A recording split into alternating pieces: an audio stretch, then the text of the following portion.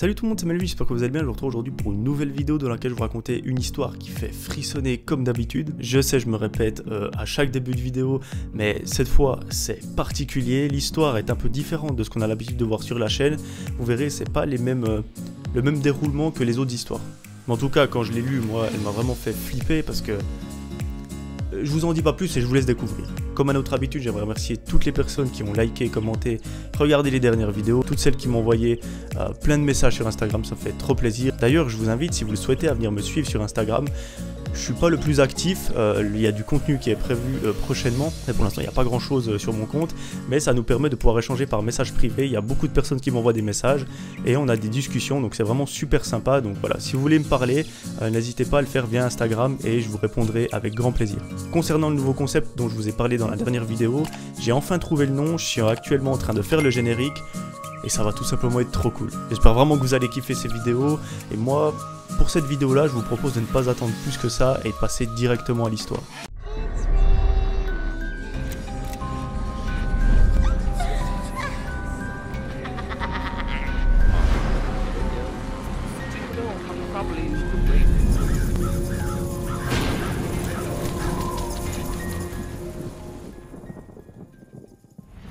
Aujourd'hui mes amis, c'est l'histoire de Yannick et de sa famille, plus particulièrement de Yannick, de sa mère et de sa petite sœur. Il nous explique que cette histoire elle s'est passée il y a 20 ans, donc elle est vraiment pas récente du tout, mais il nous explique que ça l'a vraiment traumatisé parce qu'il a découvert la vérité il y a seulement quelques jours. Donc pendant 20 ans, un secret entre guillemets lui a été caché et il l'a appris il y a quelques jours et depuis il est bouleversé. L'histoire se passe aux États-Unis. À cette époque-là, la mère de Yannick était en plein divorce. Effectivement, elle était mariée à un homme qui est le père de Yannick et de sa petite sœur. Les deux ne s'entendaient plus, mais d'un commun accord, ils ont décidé de se séparer. Comment ça se passait pour la garde des enfants?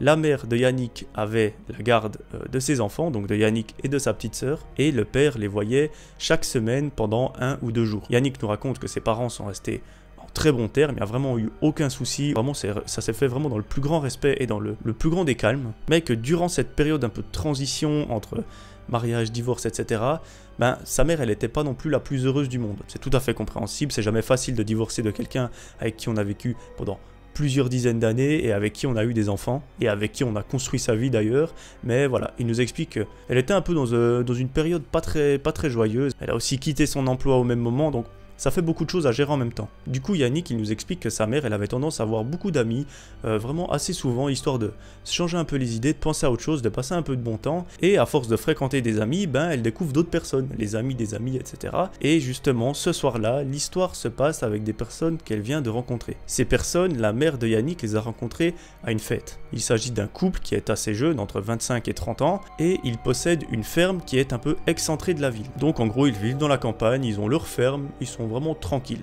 Ce soir-là, le couple propose à la mère de Yannick de venir passer la soirée chez eux dans leur ferme et si elle veut, elle peut prendre les enfants. Et bingo, ce soir-là, la mère a la garde des enfants, ce n'est pas le père, du coup, elle les prend avec elle à la ferme. Yannick, à cette époque-là, a 14 ans et sa petite sœur en a 8. Bien que cette histoire se soit passée il y a très longtemps, Yannick se souvient en détail de la soirée. Donc c'est pour vous dire à quel point ça l'a marqué.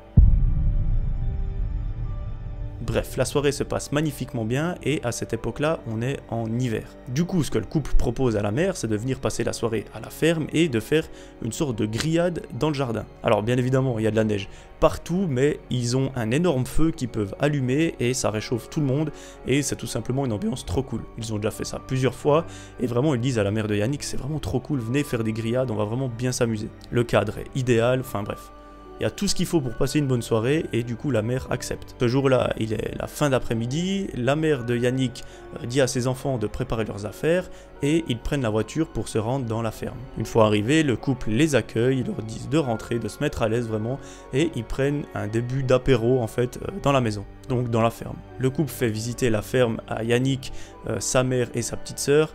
C'est énorme, c'est gigantesque, vraiment il y a plein de pièces, il y a plein de chambres, enfin c'est vraiment une ferme un peu rénovée et c'est tout simplement trop cool. À ce moment-là, il est environ 20 h lorsque le couple dit bah écoutez, si on allait commencer les grillades dehors. Là, le mari qui est dans le couple décide d'aller allumer le feu pour commencer à chauffer un peu la chose et commencer gentiment à faire les grillades parce que tout le monde a faim. Pendant ce temps, Yannick, sa mère et sa petite sœur s'installent autour du feu avec justement la femme du gars et ils commencent à discuter, vraiment tout va bien et l'ambiance est vraiment joyeuse. Le couple a tout prévu, ils ont acheté plein de viande, plein de saucisses, etc. Ils foutent vraiment tout sur le feu pour avoir un maximum de bouffe à ingurgiter parce qu'ils ont vraiment trop faim, on est en plein hiver. Et vraiment la discussion est vraiment fluide, c'est vraiment super, ces gens ils sont vraiment sympathiques. Tout le monde mange à sa faim, vraiment c'est vraiment trop cool, il y a plein de nourriture et à la fin du repas, le couple propose de faire un tour de la ferme parce que pour l'instant ils ont montré que l'intérieur et vu que le terrain est immense, ils ont envie un peu de faire découvrir ce qui entoure la ferme. Bien naturellement, vu que la mère a adoré la ferme,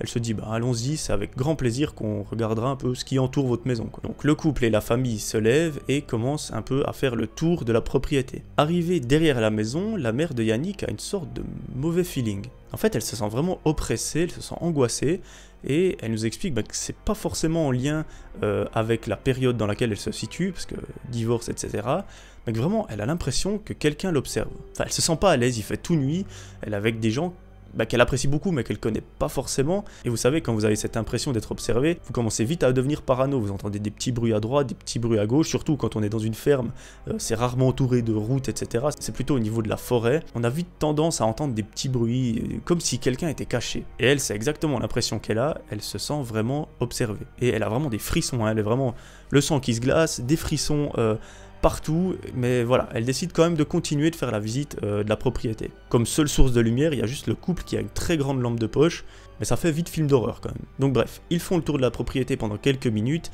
et ils décident de tous aller se rasseoir autour du feu. Là, tout semble être rentré dans l'ordre. La mère de Yannick n'a plus de frissons, elle se sent un petit peu mieux, parce que voilà, il y a une grande source de lumière, enfin, elle se sent un peu moins angoissée, jusqu'à un certain moment. Le mari discute avec la mère de Yannick, et justement la mère de Yannick, en regardant le gars, en regardant juste derrière elle, elle a l'impression de voir une silhouette. Cette silhouette se tient juste dans le coin de la ferme, comme si quelqu'un essayait de regarder derrière un mur. Il n'y a pas 30 secondes avant que les frissons reviennent, la mère de Yannick, elle en peut plus parce qu'elle est vraiment dans une période difficile, elle avait déjà eu ce sentiment avant d'être observée, etc. Elle se sent pas du tout en sécurité, elle connaît pas l'endroit, et elle dit au couple, écoutez, il faut vraiment qu'on rentre parce que j'ai trop froid. Et elle presse vraiment la chose, elle dit vraiment, il faut rentrer rapidement, hein, vraiment, elle secoue un peu le couple pour leur dire, il faut qu'on rentre, j'ai trop froid. Et d'ailleurs, j'ai pas envie que mes enfants tombent malades, ils ont l'école, etc., ils peuvent pas se permettre de louper un cours, donc il faut vraiment qu'on rentre. Donc là, le couple est un peu déstabilisé, mais bon, ils acceptent sa demande, ils ne veulent pas la laisser crever de froid, ni les enfants d'ailleurs. Du coup, ils prennent toutes les affaires, ils remballent tout, ils éteignent le feu et retournent dans la ferme. Là, ils continuent la soirée autour d'un feu cette fois-ci, mais d'une cheminée dans le salon, et les enfants sont sur le canapé, et au bout de quelques minutes, les deux s'endorment. Donc à ce moment-là, il reste la mère de Yannick qui est éveillée et le couple qui est également éveillé. Au bout de 2 heures, la mère réveille ses enfants afin de les mettre dans la voiture et de rentrer chez eux. La soirée est terminée, il y a encore un petit peu de route jusqu'à la maison, donc il faut gentiment se mettre en route. Yannick se souvient parfaitement de ce moment-là, il a l'impression que sa mère est de nouveau comme avant, elle a de nouveau des frissons, elle se sent un petit peu... Elle se sent pas bien quoi. Sur le coup, ça l'a pas marqué plus que ça. Il se dit, elle est dans une période difficile, on est en plein hiver, c'est peut-être une petite grippe, voilà, ça le marque pas plus que ça. Donc bref, la mère met les enfants dans la voiture, elle dit au revoir au couple, merci beaucoup pour votre accueil, et elle se met en route. Sur le chemin, la petite sœur se rendort à l'arrière, tandis que Yannick est devant sur le siège passager, et lui il est éveillé. Il nous raconte que durant le trajet, il faisait vraiment tout nuit, il y avait juste les phares qui éclairaient, et il discutait un petit peu avec sa mère de tout et de rien. Arrivé à la maison, la mère couche les enfants et décide d'aller au lit. Jusque-là, Yannick n'a plus jamais entendu parler de cette histoire, jusqu'à ce fameux jour d'il y a une semaine. En fait, ce soir-là, c'était un repas de famille, et en fin de soirée, ils décident d'expliquer un petit peu, chacun son tour, les histoires étranges ou qui font peur que chacun a vécu. Arrivé autour de la mère de Yannick, celle-ci décide de raconter cette fameuse nuit.